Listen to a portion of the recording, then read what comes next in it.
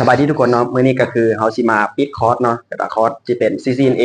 ที่อาจารย์ดอยเพิ่นมาสอนซึ่งรุ่นนี้ก็เป็นรุ่นที่15เนาะเดี๋ยวเฮาพร้อมแล้วก็ไปเบิ่งสัมภาษณ์ของน้องๆนักศึกษากันเลย Let's go สบายดีชื่อแต่ว่าชื่อน้องชื่อถาวสุกัญญาชื่อเล่นชื่อเตาซึ่งว่าการเรียนในคอร์สนี้ก็มีความประทับใจหลายอย่างเพราะว่ากับอาจารย์กันเป็นก็จบคอร์สมากที่ว่ากันสู้นั่นแหละเป็นก็ให้ความรู้ได้ดีแล้วก็ซ่อมมากก็ได้เลยเป็นความรู้กับเพื่อนร่วมงานร่วมกันเรียนนำกันมาหลายหมื่นที่ว่ากันความรู้ก็ได้คำนึงนั่นแหละแต่ที่ความรู้ได้ถึงประสบการณ์เลยเป็นกันขอบใจSebagian Koisel เนี่ยอนุสรณ์สตรีที่ทุยข้อนี้ก็ประทับใจหลายเพราะว่าก็เป็นโสดในทีแล้วเนาะก็เป็นประสบการณ์ที่ดีโอเคสบายดีน้องชื่อน้องสอนดาราน้องศิริศิลามาทุกองค์กรนี่ก็รู้สึกดีใจหลายนะตามปกติเราก็ติดตามอาจารย์ทางFacebook แล้วก็ทาง YouTube อยู่มาได้มาเรียนตัวจริง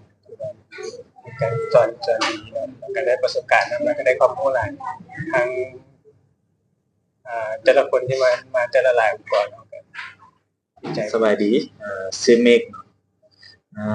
หลังจากได้มาเรียน5มื้อก็รู้สึกว่าโอเคเนาะเพราะว่าที่ก่อนสิจะมาเรียนหลายก็คือรู้จักกับอาจารย์เพิ่นทาง Facebook เนาะแล้วก็ทาง YouTube ที่ติดตามมาเป็นชื่อเสียงในประเทศไทยเนาะก็เลยถือโอกาสได้มาเรียนก็รู้สึกว่าโอเคหลายมีเพื่อนร่วมงานหลายเนาะก็ได้เปลี่ยนประสบการณ์นะครับประมาณนั้นสบายดีเนาะอันไปซื้อบอลหรือขบวนเฮ็ดเวียกอยู่ได้ทีแหละมื้อนี้เป็นมื้อที่จบคอร์ส CCNA เนาะก็มีความประทับใจหลายที่ได้เข้าอบรมคอร์สนี้แล้วก็มีความรู้แล้วก็ได้ความรู้จากอาจารย์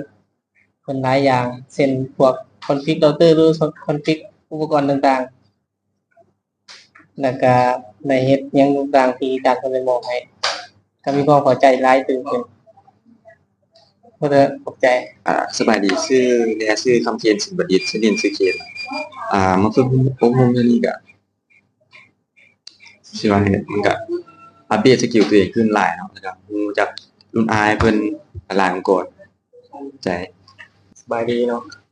เจ้าซื้อในเนาะหลังจากที่ได้มาฝึกอบรมในคอร์สซีเน่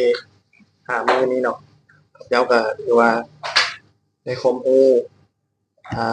หลายๆอย่างเพิ่มเติมเนาะจริงๆที่เราบ่เคยรู้มาก่อนแล้วก็สิได้นำความรู้เหล่านี้ไปต่อยอดสายอาชีพเนาะให้มันมีความสามารถแล้วก็หวังว่าสิได้สอบเสียงเซอร์ให้ได้ไวๆในอนาคตข้างหน้าขอบใจสบายดีกับเจ้าสื่อพี่โป้เนาะอันก็มาฝึกอบรมในส่วนนี้ก็มีความรู้ได้หลายอย่างเนาะทฤษฎีพอหรือว่าปฏิบัติตัวจริงนะในการเพื่อจะไปนำใช้ในเรื่องงานเนาะในองค์กรให้มันได้เป็นนำใช้ให้มันเหมาะสมกับงานเรียนนะขอบใจ